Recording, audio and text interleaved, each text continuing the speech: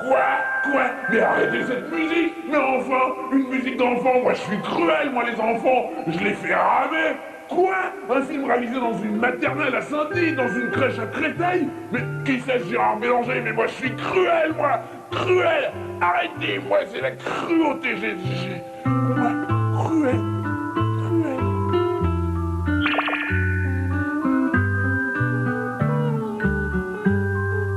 C'est pas rigolo, Alice. C'est papa qui vient me chercher ce soir, hein? Non, c'est papa. Allez, au revoir, toi. Sois sage, hein?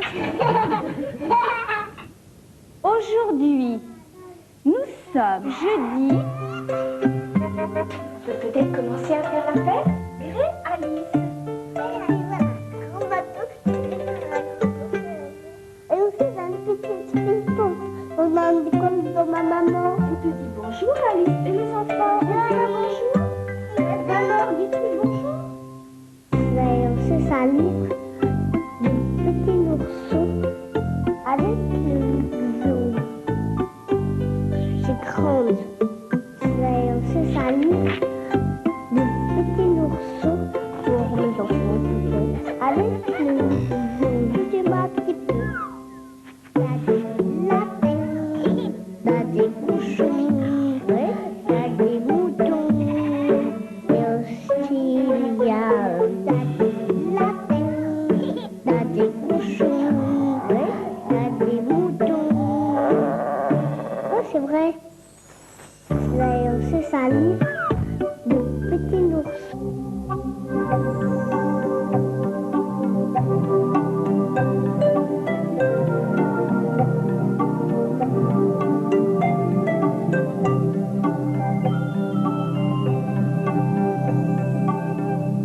Il était une fois un petit garçon qui voulait réunir toutes les conditions du bonheur.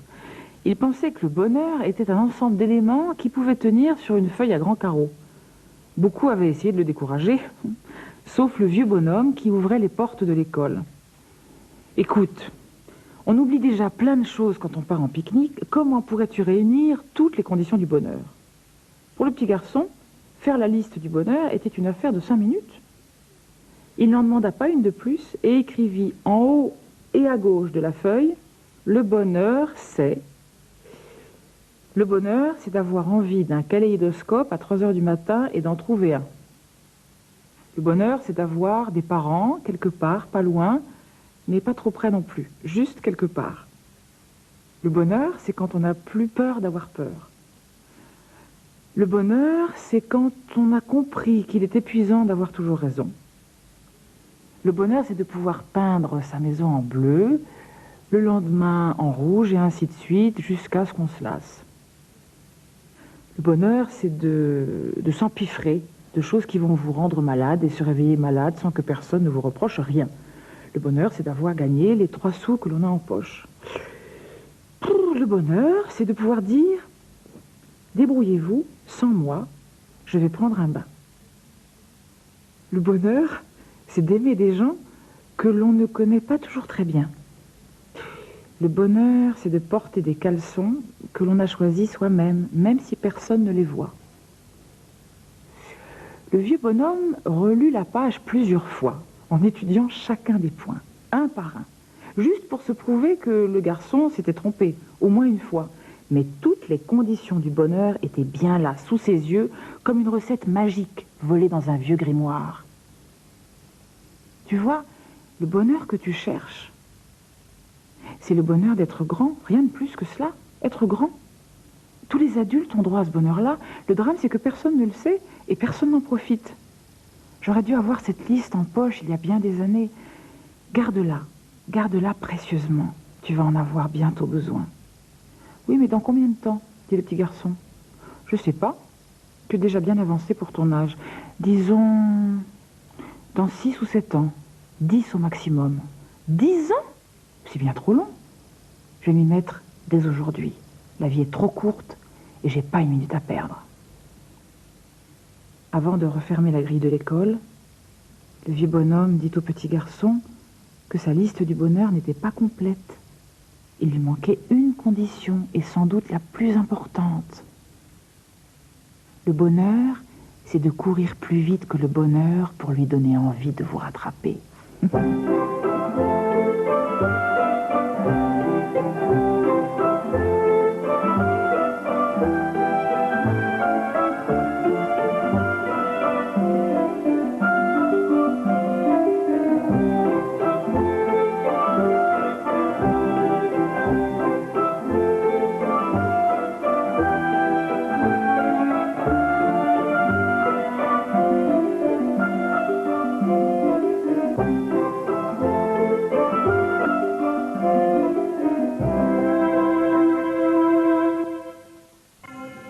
Dans quelques instants, La vie est belle.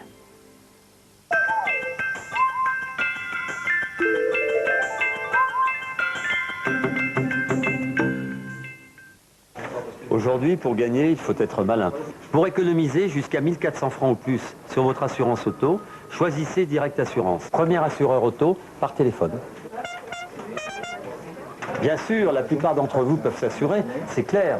Direct Assurance, c'est simple, rapide et pas cher, même pour les jeunes conducteurs. Pour un renseignement ou un devis gratuit, 0800 28 00 28. Appelez dès maintenant. combien de temps vous reste-t-il à vivre? Estimez votre espérance de vie sur 36-17, 100 ans.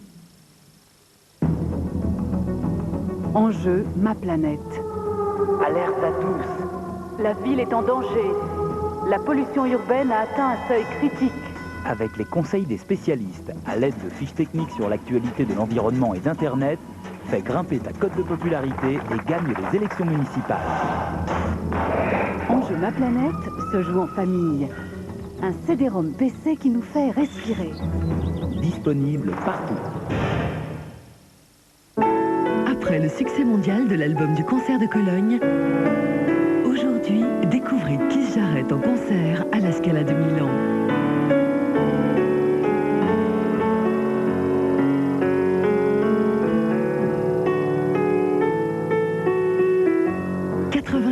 De pur génie.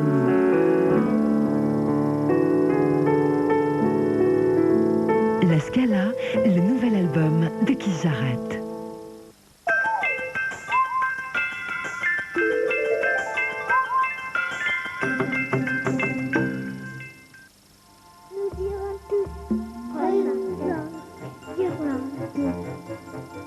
Nous irons tous au Groenland, réveillonnés chez les Inuits.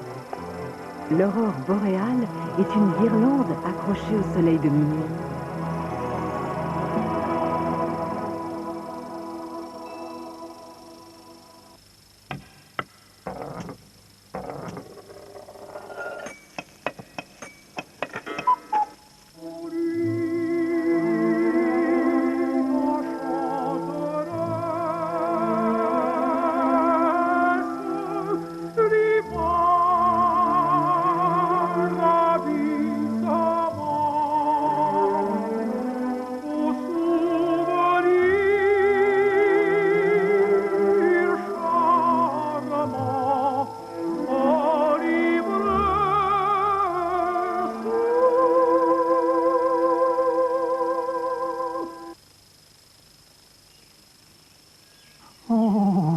Je savais que l'on pouvait être secoué par l'opéra, mais là...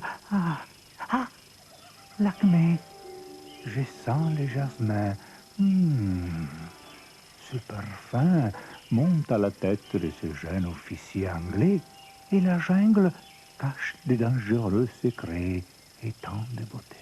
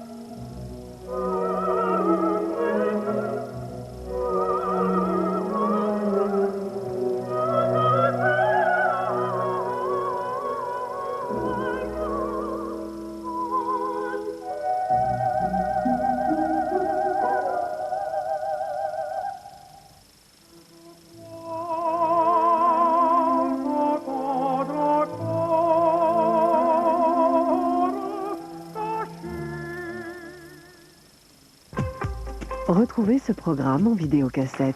Pour obtenir des renseignements concernant tous les titres disponibles et savoir comment vous les procurer, il vous suffit d'écrire à la 5e boutique, boîte postale 706 21 018 Dijon-Cedex, ou de téléphoner au 0803 05 55 55. Vous pouvez également utiliser votre Minitel 3615, code 5e. En Russie, Noël est fêté le 25 décembre du calendrier julien, qui compte 13 jours de retard sur notre calendrier grégorien. C'est donc le 6 janvier, jour de notre épiphanie, que les Russes célèbrent Noël. À la maison, on fait table ouverte. Au menu, goose faricirovani s yablakami, l'oie farcie aux pommes. Au dessert, les gourmands ont le choix entre le gâteau de blé au miel ou celui au fromage blanc. La légende veut que Babouchka, la grand-mère, fasse office de Père Noël. Elle frappe aux portes, cherchant les rois mages dont elle a perdu la trace. Elle laisse toujours des cadeaux aux enfants. Attention les petits et les grands. À partir de Noël, il va y avoir beaucoup d'animations le matin sur la 5e. Alors ne manquez pas, dès le 25 décembre, votre rendez-vous quotidien avec les Toons et avec Saturne. Bronze. Quel est le plus haut sommet des Andes? Je passe. Quel artiste a peint le plafond de l'Opéra de Paris? Chagall. Le grand jeu de la 5e, 08 36 68 14 05.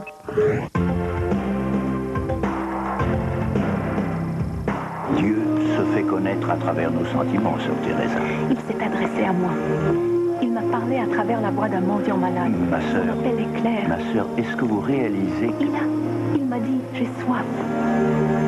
Croyez-vous vraiment avoir entendu la voix de Dieu?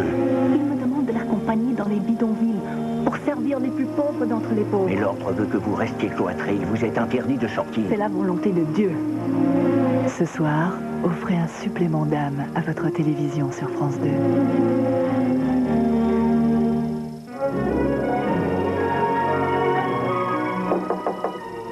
C'est Dieu. Il était une fois des enfants qui croyaient être au paradis. Mais c'est cool, faut pas s'en faire. Puisqu'on a le bon Dieu de notre côté. Hélas, sur Terre, il n'est pas toujours facile d'être un ange. Relâchez-les immédiatement et sortez les mains sur la tête. Je savais bien que j'étais pas au ciel. J'ai rien dit parce que je voulais pas te faire flipper. Sur Terre comme au ciel. Un petit coin de paradis. Demain, 16h40 sur la 5e.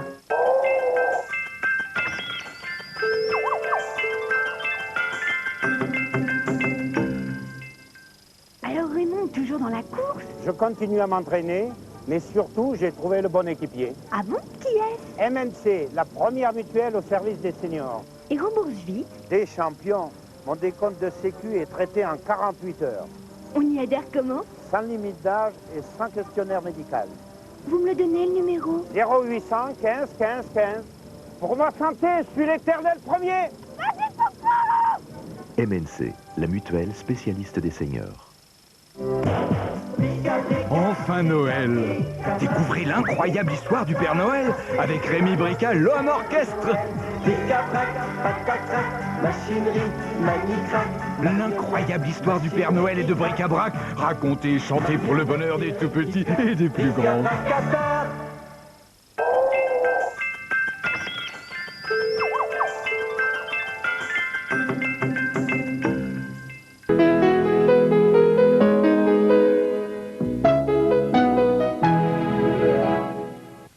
Bonsoir à tous. Comme vous le savez, beaucoup de professions sont directement liées à la météo. On pense bien sûr aux agriculteurs, mais savez-vous que le monde de la publicité peut être également contrarié par les caprices du ciel? Eh bien, c'est ce que nous verrons tout à l'heure en seconde partie d'émission. Mais pour l'instant, je propose justement des nouvelles du temps avec d'abord l'animation satellite. Vous allez voir que les dépressions se sont donné rendez-vous sur l'ouest de l'Europe. Nous avons d'abord ce front qui s'étend de l'Islande à la Méditerranée, mais qui va disparaître dès demain. Il va donc céder sa place à toute une nouvelle série de fronts qui nous viennent de l'Atlantique.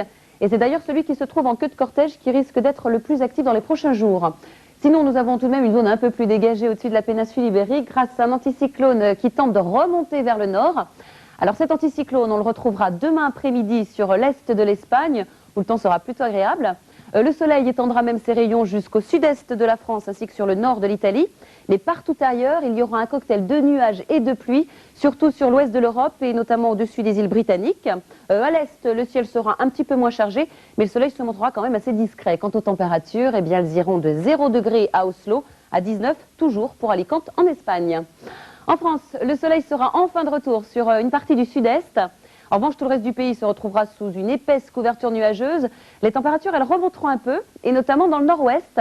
Elles seront comprises entre 12 et 15 degrés, avec entre les deux 13 pour Nantes ou encore 14 pour Rennes et Brest. Quant au ciel, eh bien, il sera très couvert, il pleuvra un peu partout. Les précipitations seront d'ailleurs assez importantes sur la Bretagne, où le vent sera également de la fête. Il soufflera jusqu'à 60 km/h. Dans le nord-est, le programme de l'après-midi sera à peu près identique, sauf que vous n'aurez pas de pluie, mais de la bruine, surtout sur l'Alsace et la Franche-Comté. Quant au mercure, eh bien, il descendra jusqu'à 7 degrés à Strasbourg, il fera par ailleurs 9 à Dijon ou encore 12 à Lille. Dans le sud-est, le soleil reviendra donc enfin sur la Côte d'Azur et la Corse après une longue absence, alors que sur l'Auvergne et le Rhône-Alpes, il y aura toujours beaucoup de nuages. Les températures, elles seront un petit peu au-dessus des normales saisonnières avec par exemple 15 degrés prévus à Marseille et 16 pour Montpellier, Nice et Ajaccio. Dans le sud-ouest, le mercure grimpera même jusqu'à 17 degrés, notamment à Perpignan et à Biarritz. Le temps sera plutôt variable sur la plupart des régions, mais normalement, vous devriez échapper à la pluie. Comme promis en début d'émission, nous allons maintenant nous intéresser à la publicité qui, contrairement à ce qu'on pourrait imaginer, est particulièrement attentive aux prévisions météo. On entend dire parfois que sur certaines chaînes de télévision, la publicité fait la pluie et le beau temps. Et pourtant, sait-on combien la publicité elle-même peut subir les fantaisies de la météo? Un été sans soleil, un hiver trop doux et des campagnes publicitaires peuvent être tout simplement gâchées. Un investissement publicitaire est fait pour promouvoir les ventes. Pour certains produits, il faut communiquer à des moments précis de l'année lorsqu'ils sont au plus fort de leur consommation. Un fabricant de glace en pot ou en bâton aura ainsi tout intérêt à faire de la publicité lorsqu'il fait bien chaud, car c'est surtout à ce moment-là que les produits sont consommés. Mais pour faire passer des publicités à la télévision, ce fabricant de glace devra acheter les espaces publicitaires plusieurs semaines à l'avance. Que se passe-t-il alors si sa campagne arrive à un moment où la France est plongée dans la grisaille et la pluie? Impossible d'être remboursé, l'investissement risque d'être en partie perdu, la publicité n'ayant pas eu l'effet escompté à cause du temps. Juin 1997, souvenez-vous, a été pluvieux et assez frais. Manque de chance, une campagne sur la climatisation a été lancée au même moment. Son impact a été réduit à cause de cette météo défavorable. A l'inverse, s'il avait fait chaud, cette campagne en aurait certainement poussé plus d'un à s'équiper en climatiseur. Il est en effet des périodes où l'on regrette de ne disposer que d'un petit ventilateur et d'une bouteille d'eau pour se rafraîchir. La publicité est donc vulnérable à la météo, mais les entreprises qui communiquent sur des produits saisonniers, à la télévision, ont trouvé une parade. Elles passent des accords avec les chaînes pour des campagnes dites climatiques, c'est-à-dire fortement liées à la météo. Ainsi, elles peuvent déprogrammer leurs spots de publicité quelques jours avant la diffusion si la météo est défavorable, et cela sans pénalité financière. Voilà, je vous retrouve demain avec plaisir pour un nouveau Journal du Temps. Il ne me reste plus qu'à vous souhaiter une très bonne fin de soirée sur la 5e et sur Arte. Merci et bonsoir à tous.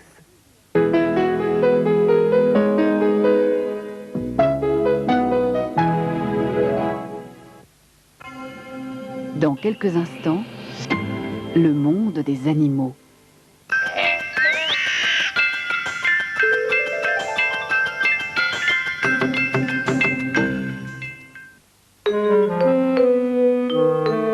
Qu'est-ce qui nous empêche d'avoir du matériel plus performant? Le fric, la thune, l'argent quoi.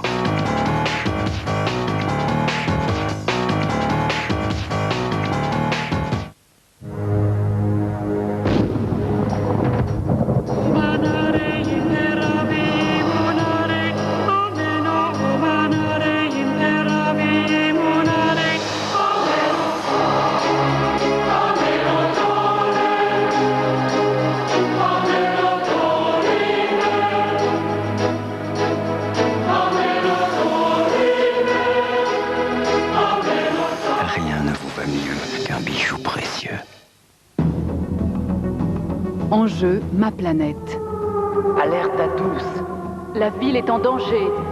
La pollution urbaine a atteint un seuil critique. Avec les conseils des spécialistes, à l'aide de fiches techniques sur l'actualité de l'environnement et d'Internet, fais grimper ta cote de popularité et gagne les élections municipales. Enjeu, ma planète se joue en famille. Un CD-ROM PC qui nous fait respirer. disponible partout. Bientôt, Zoé sera abonnée au 7 de CGTEL. Elle fera le 7 à la place du 0 pour tous ses appels. Et surtout pour appeler Arnaud. Ainsi, sans rien changer à son téléphone, elle économisera de 10 à 64% sur ses appels hors de son département. Alors, avec un téléphone moins cher, ils seront plus proches. Le 7 est une marque de CGTEL.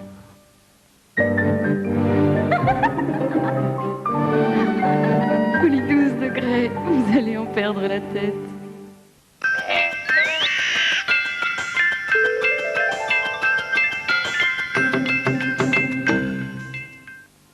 Nous irons tous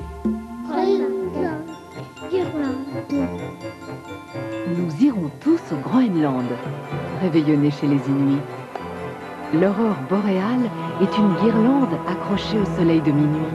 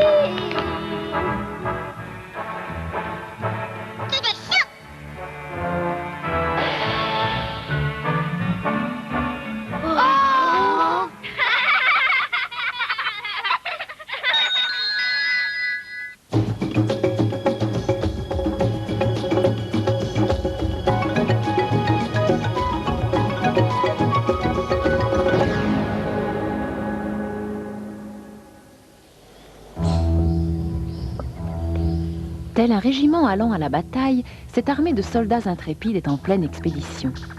Comme toutes les fourmis, des millions d'individus agissent de concert pour ne faire plus qu'un seul et formidable super-organisme. Tout ce qui se trouve sur leur chemin s'enfuit. L'union faisant la force, elles peuvent attraper des proies, principalement des insectes, 100 fois plus grosses qu'elles.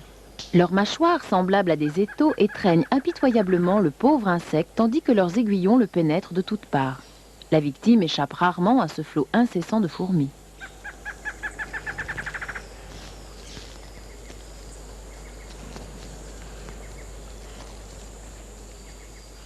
Les soldats se mettent au travail et découpent le cadavre en morceaux pour pouvoir le transporter.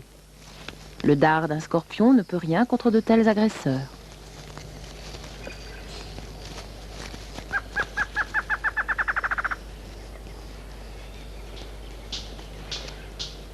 Et quand elles réussissent à échapper aux fourmis, leurs proies sont attrapées par les oiseaux qui attendent à quelques pas de là.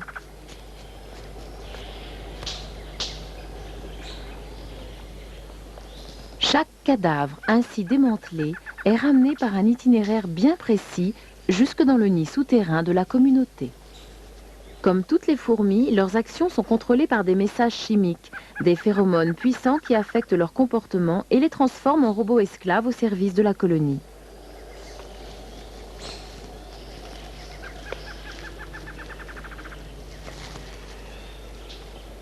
Dans le désert d'Arizona, les féroces Amazones ont mis au point des armes chimiques.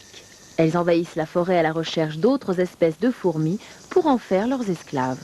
Elles tombent sur des petites fourmis noires et lancent aussitôt l'assaut.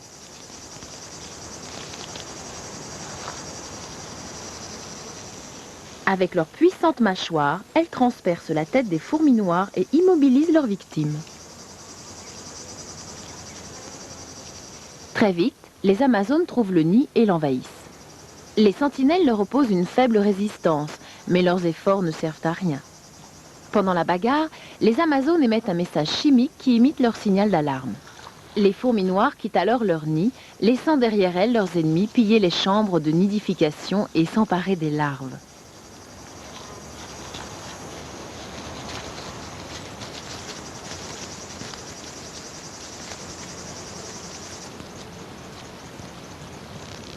Mais elles ne mangent pas les larves. Elles les ramènent dans leur nid et vont soigneusement s'en occuper jusqu'à ce que les fourmis soient formées.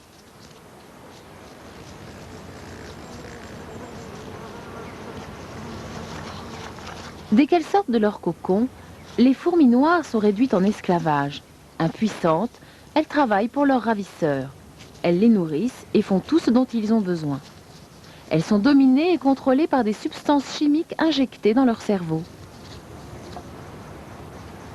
Les Amazones dépendent sensoriellement de leurs esclaves et restent donc immobiles, incapables de faire quoi que ce soit toutes seules. Les fourmis coupeuses de feuilles sont tout leur opposé. Ce sont des travailleuses infatigables. Ce sont les animaux qui consomment le plus de plantes dans la forêt vierge d'Amérique du Sud.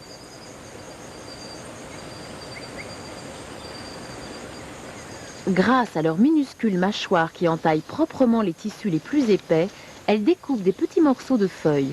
Encore un exemple de cet extraordinaire travail d'équipe.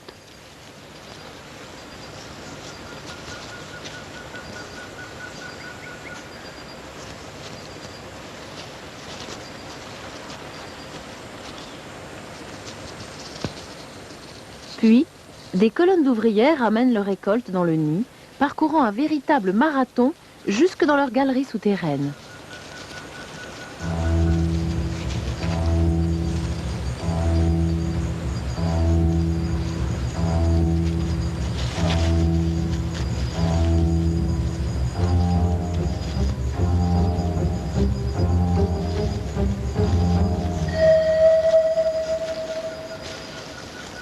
Dans le nid, elles mâchent les feuilles pour en faire un engrais sur lequel elles vont cultiver la moisissure dont elles se nourrissent. Elles entretiennent, désherbent et fertilisent les jardins de moisissure avec leurs excréments.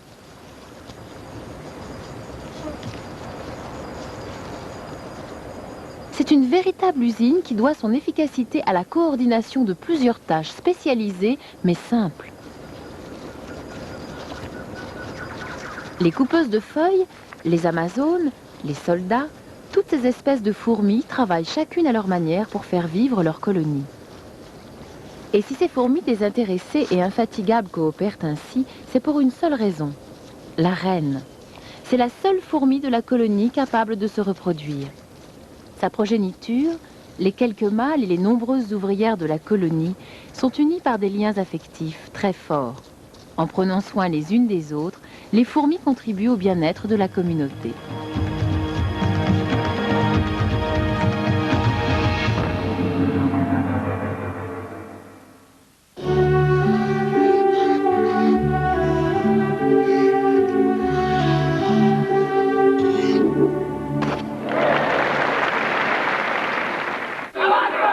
C'est Noël sur la 5e.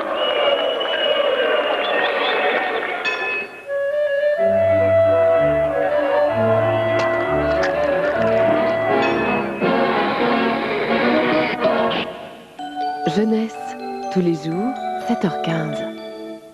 Toi qui es si intelligente, combien il y a de violons dans un quatuor à cordes? 4, évidemment. Eh ben non, il y en a que 2 et toc. Des jeux intelligents sur Minitel, 3615, 5e.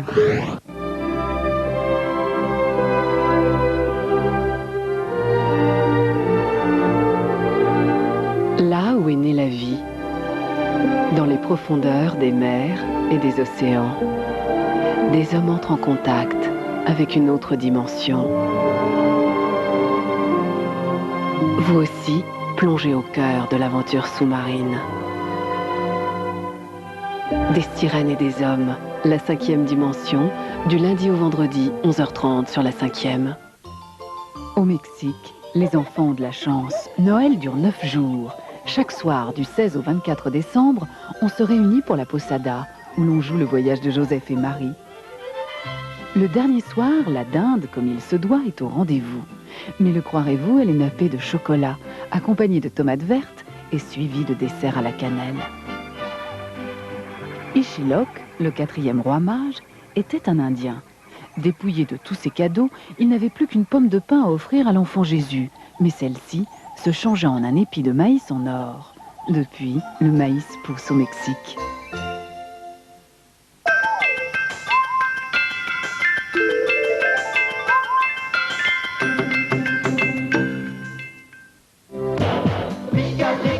enfin Noël. Découvrez l'incroyable histoire du Père Noël avec Rémi Brica, l'homme orchestre. Machinerie, manicrac. L'incroyable histoire du Père Noël et de bric-à-brac, racontée et chantée pour le bonheur des tout petits et des plus grands. Les premiers gestes qui réveillent l'essence, les premiers pas, les premiers blocs, innove, construit, imagine, méga blocs. Pour toi, pour toujours méga.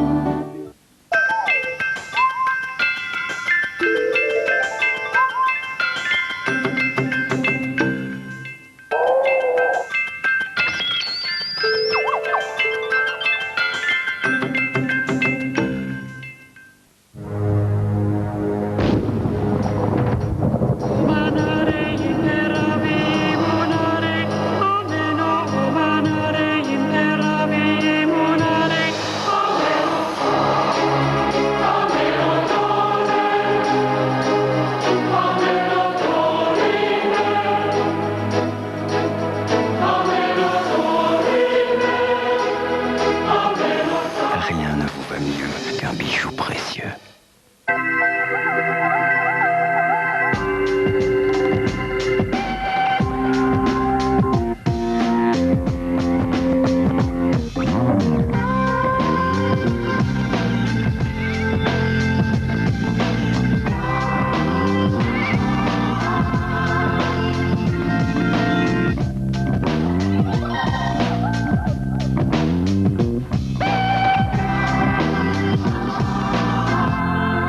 Le grand jeu Monopoly chez McDonald's bat son plein. Tout le monde peut gagner. 1 million de francs. Des téléviseurs magnétoscopes. Des voitures.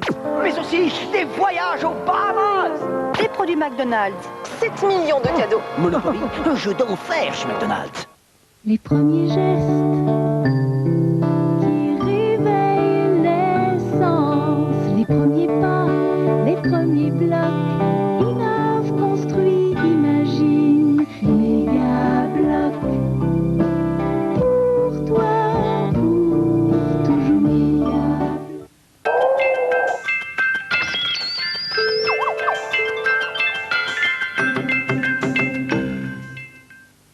Spinoza, la Chine, l'opéra, Léonard de Vinci.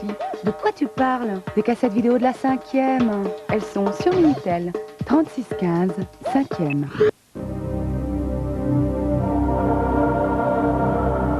Un crâne, un outil, quelques peintures au fond d'une grotte, plus une série de traces troublantes retrouvées sur les terres d'Afrique. Quelques indices qui suffiront peut-être à reconstituer le grand mystère de l'humanité, à réécrire lettre par lettre le roman de l'homme. Marcel Julien raconte le roman de l'homme, du lundi au vendredi, midi sur la 5e. Vous dansez ?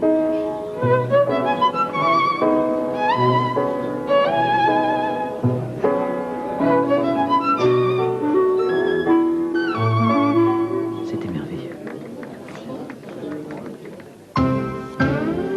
Quelques rendez-vous demain sur la 5e. À 10h, les Andes. Une impressionnante chaîne de montagnes où le feu épouse la glace. 13h30, il était une fois la science. À l'assaut des planètes, dans l'ample mouvement des océans ou aux côtés de ceux qui se protègent contre les tremblements de terre. 16h45, un petit coin de paradis. Will et ses amis décident de passer Noël en compagnie des anges. On résume ces quelques rendez-vous. 10h, les Andes. 13h30, il était une fois la science. 16h45, un petit coin de paradis. À demain sur la 5e. La nuit appartient à Arte.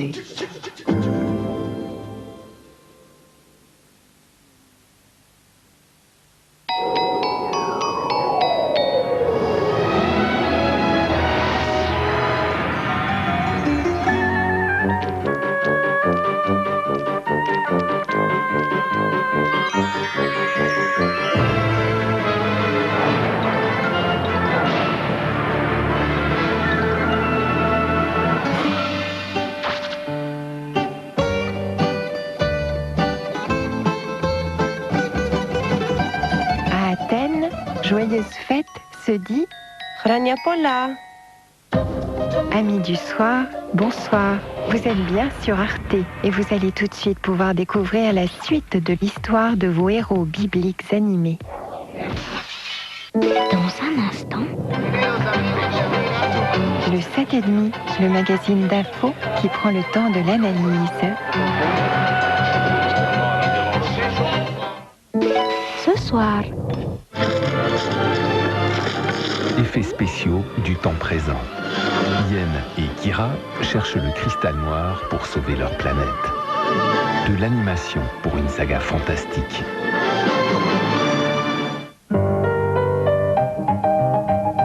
Effets spéciaux du temps jadis.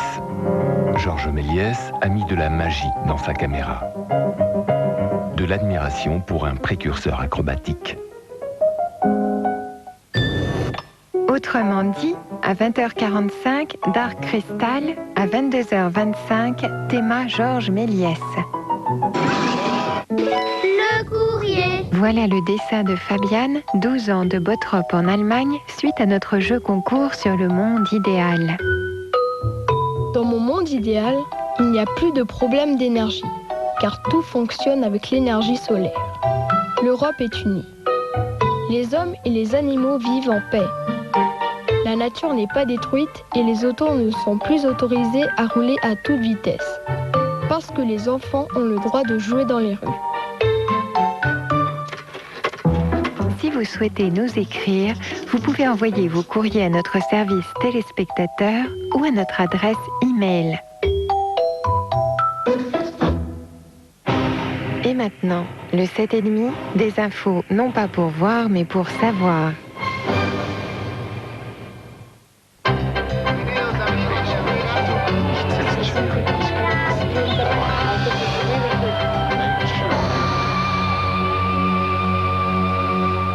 Mesdames et messieurs, bonsoir et bienvenue au 7,5 avec ce soir un dossier tout en magie et en couleurs. À l'occasion des fêtes de Noël, le 7,5 a voulu savoir qui sont les personnes pour qui les jeux d'enfants sont un métier. Levée de rideau, juste après les titres de l'actualité. L'impossible procès, celui de Maurice Papon pour crime contre l'humanité, qui a été une nouvelle fois suspendu en raison de l'état de santé de l'accusé. Le médecin de l'hôpital de Pessac a constaté une altération de l'état général de Maurice Papon. L'audience reprendra donc le 5 janvier. Verdict ce soir à Paris dans le procès d'Illich Ramirez Sanchez alias Carlos. Ses avocats ont plaidé aujourd'hui l'acquittement dans cette affaire du triple meurtre de la rue Toulier en 1975. Carlos restera de toute façon en prison car il est mis en examen pour 5 autres affaires qui ont fait un total de 13 morts. Encore une marche silencieuse à la mémoire d'une autre victime de la police. Cet après-midi à Melun, le défilé rendait hommage à Abdelkader, tué la semaine dernière alors qu'il tentait de forcer un barrage de police. Hier soir, dans le quartier de la Duchère à Lyon, après la marche à la mémoire de Fabrice Fernandez, de nouveaux incidents se sont produits dans la nuit. Il fut le roi de l'immobilier en Allemagne. Il a écopé aujourd'hui de 6 ans de prison. Le tribunal de Francfort a reconnu Jürgen Schneider coupable de fraude, mais a également mis en exergue la responsabilité des banques pour leur légèreté. Après sa faillite en 1994, Schneider avait été arrêté à Miami sur une ardoise d'environ 16 milliards de francs. La moitié seulement a été récupérée. La tournée des popotes continue. Après Bill Clinton hier, c'est Helmut Kohl qui s'est rendu en Bosnie pour présenter ses vœux aux 2400 soldats allemands de l'ASFOR. Le chancelier allemand était accompagné de son ministre de la Défense, Volker Rühe, cible de nombreuses critiques après la découverte d'agissements néo-nazis dans l'armée. Helmut Kohl a qualifié ces agissements d'intolérables. La Banque mondiale intervient en urgence au chevet de la Corée du Sud. L'institution financière internationale va immédiatement débloquer 10 des 57 milliards de dollars prévus. À la bourse de Séoul ce matin, la monnaie coréenne a encore perdu en une seule journée 12% de sa valeur face au dollar. Le travail serait-il le meilleur médicament pour Boris Yeltsin? Son porte-parole l'affirme après le retour du président russe à son bureau du Kremlin, mais il n'y a travaillé que 3 heures avant de regagner l'hôpital. Son prédécesseur, lui, est en meilleure forme. Mikhail Gorbatchev a même tourné une publicité pour une marque de pizza. L'argent doit servir à financer la bibliothèque de sa fondation. Alors, s'il vient vous livrer la pizza en mobilette, soyez généreux. L'un fait danser des poupées, l'autre extirpe des lapins de son chapeau de magicien et le troisième dessine des figurines imaginaires. D'après leur passeport, ce sont tous des adultes, mais ils gagnent leur pain avec des jeux d'enfants. Qui sont ces grands enfants qui font battre si fort les cœurs de nos petites têtes blondes? Philippe Poiret s'est rendu dans les coulisses de ces enchanteurs. Henri Dess, la grande star des tout-petits, il jongle avec les mots et chante comme les enfants parlent. Je suis content, cette printemps qui vient juste après l'hiver. Le voilà, youplala, c'est joli puis c'est pas cher. Je suis content, cette printemps, c'est pour moi qu'est le plus. Alors attention! Guignol le Lyonnais, on le croyait moribond et pourtant il est bien vivant. Avec Jean-Paul et Françoise Durand, il a retrouvé une nouvelle jeunesse. Manolito le Binoclar, le nouveau héros des jeunes Espagnols, l'enfant d'Elvira Lindo. Les aventures de ce petit bonhomme de 8 ans sont un succès de la littérature enfantine. À New York, 3 clowns ont quitté le cirque pour une autre scène, l'hôpital. Ils font rire les enfants malades. Chanteurs, marionnettistes, écrivains ou clowns, ces hommes et ces femmes ont un point commun. Ils ont tout simplement refusé de grandir. Avec eux, les enfants chantent, font des grimaces, se déguisent et vivent des histoires extraordinaires. En Belgique, en France, en Espagne ou aux États-Unis, ces adultes exercent des métiers qui font rêver les enfants. Stars ou anonymes, ils ont choisi d'éblouir, de faire rire, d'émouvoir. Comment t'appelles-tu? Alors voilà, ça, c'est le boulot de déménageur qui commence. Plusieurs fois par semaine, Jean-Paul et Françoise Durand garent leur camionnette devant une école ou une salle des fêtes. Ils installent leur théâtre de marionnettes. Ça, c'est la scène, en fait? Là, c'est le haut du Castelet. C'est le haut du Castelet. Ah, on dit un Castelet. C'est le Castelet, voilà. C'est le Attention, les Castelet, c'est l'endroit où évoluent les marionnettes. Il faut jamais se tromper d'accessoires, parce qu'on ne peut pas tout emmener d'un seul coup. Il y a 10 ans, Jean-Paul était technicien, il fabriquait des avions. Françoise travaillait dans l'administration. Une vie tranquille, mais tous les deux avaient un rêve, faire revivre Guignol. Alors un beau jour, ils se sont lancés, ils ont tout quitté pour s'acheter ce Castelet, pour devenir des marionnettistes professionnels.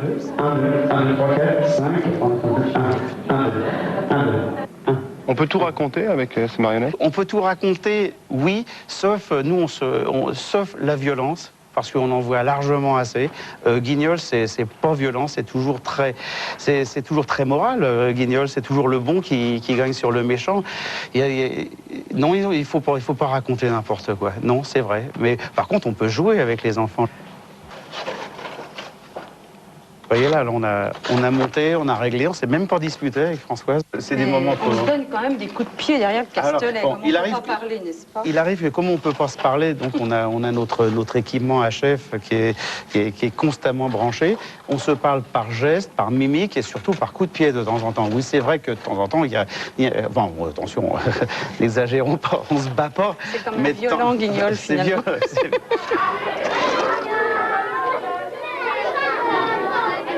Aujourd'hui, le petit théâtre des Durand est installé dans une salle municipale au milieu de la Beauce, à 1h30 de Paris.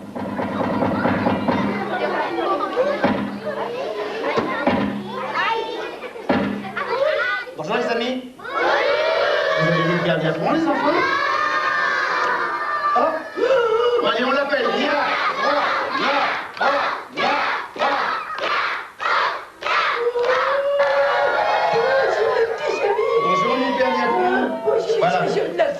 Dis donc, le gâteau de Madelon a été volé et d'après le signalement donné par les enfants, j'ai pensé à toi, tout simplement. Mais dis donc, merci à tous amis, hein. Vous parlez à Franck? Michael, Tim et Caroline vont bientôt rentrer sur scène. Une infirmière les informe sur l'état de santé de leurs futurs spectateurs. Dans la chambre 433, nous avons une petite fille qui souffre d'un grave problème sanguin. Elle est arrivée ici en crise, ça fait 3 semaines qu'elle est avec nous. Aujourd'hui, ça va beaucoup mieux. On vient de lui enlever sa perfusion. Elle a 4 ans, je crois. Cet entretien est important car si un enfant sort d'une opération et qu'on a dû pratiquer les points de suture, Il faut absolument éviter qu'il rie. Alors nous faisons notre sketch en fonction de ça. Car il ne faut pas le faire rire. Caroline, Tim et Michael sont des clowns professionnels. Ils forment la troupe de la Grosse Pomme. Il y a 10 ans, ils ont été les premiers à visiter les hôpitaux. Une fois par semaine, ils dressent leur chapiteau au 3e étage de l'hôpital Montefiore, dans le Bronx, la banlieue est de New York. Can you get the other one? Okay, see you later, alligator. Okay. Remember, see you later. 4 rubber chickens take away 2 rubber chickens. Dans ce service pédiatrique, les enfants sont âgés de quelques jours à 16 ans. Ils sont hospitalisés pour une simple rougeole ou pour une tumeur au cerveau. Sauf avis médical contraire, tous seront visités par les 3 clowns.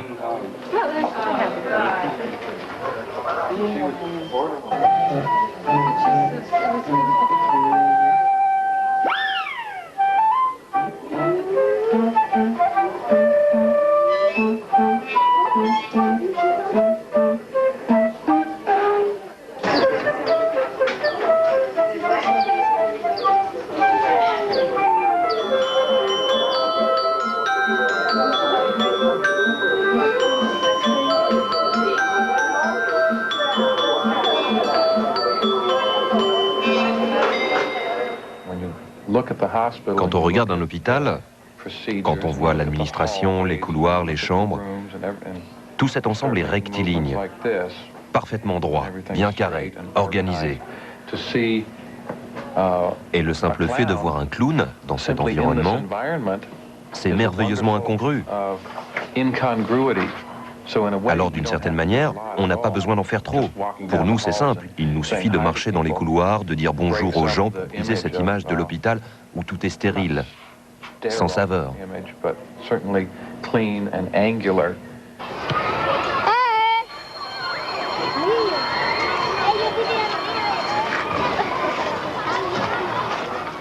Bon, silence, on se tait.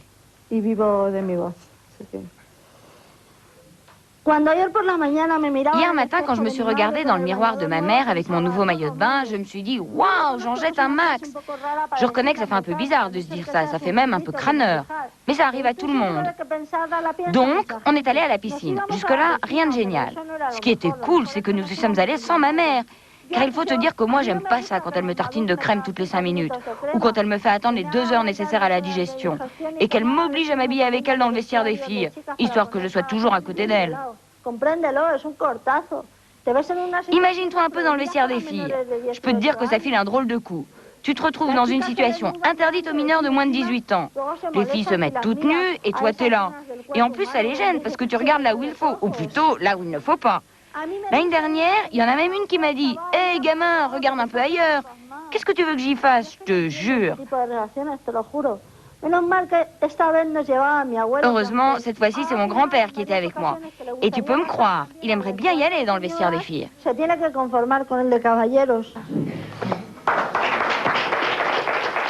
Manolito le binoclard, c'est la nouvelle coqueluche des petits Espagnols. En 4 ans, ses aventures ont été vendues à plus de 200 000 exemplaires. Sa créatrice, Elvira Lindo, est journaliste. Ce petit binoclard de 8 ans habite dans un quartier populaire de la banlieue de Madrid. C'est facile d'écrire pour les enfants? Non. Mais en fait, moi, je ne me dis pas que j'écris pour les enfants. Parce que quand je parle avec eux, je n'emploie pas un ton particulièrement niais ou maniéré, nian-nian. En règle générale, les écrivains, quand ils parlent de leur enfance, ils prennent d'abord un sourire comme ça. Ils vous parlent de la magnifique bibliothèque de papa, de la grand-mère gâteau. Tu as l'impression de pénétrer dans un monde où tout est beau. Il arrive un moment où vous vous dites stop, c'est pas ça l'enfance. Parce que l'enfance, c'est quelque chose de très brutal. Bien souvent, il se passe des choses très fortes, avec des couleurs vives. Racontez-moi l'enfance pour de vrai. Ne me racontez pas l'enfance imaginée par un écrivain. C'est vrai qu'elle ne nous raconte pas d'histoire. C'est la vraie vie. Il n'y a rien qui ne soit pas réel. Est-ce qu'il y a une recette pour séduire les enfants? Je ne sais pas. Je ne crois pas qu'il y ait une recette. Ceux qui pensent ça se trompent. Ce que je sais, c'est que je n'ai pas tué l'enfant qui est en moi. Je n'ai pas la prétention de dire que je connais les enfants. Je sais que j'ai toujours eu un côté enfantin. Mais je ne me place pas comme une spécialiste des enfants. María. María. ¿Y esta quién es, María? ¿Es el tío?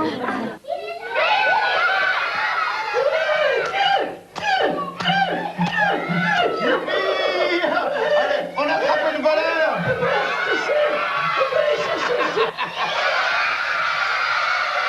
On va attraper, hein?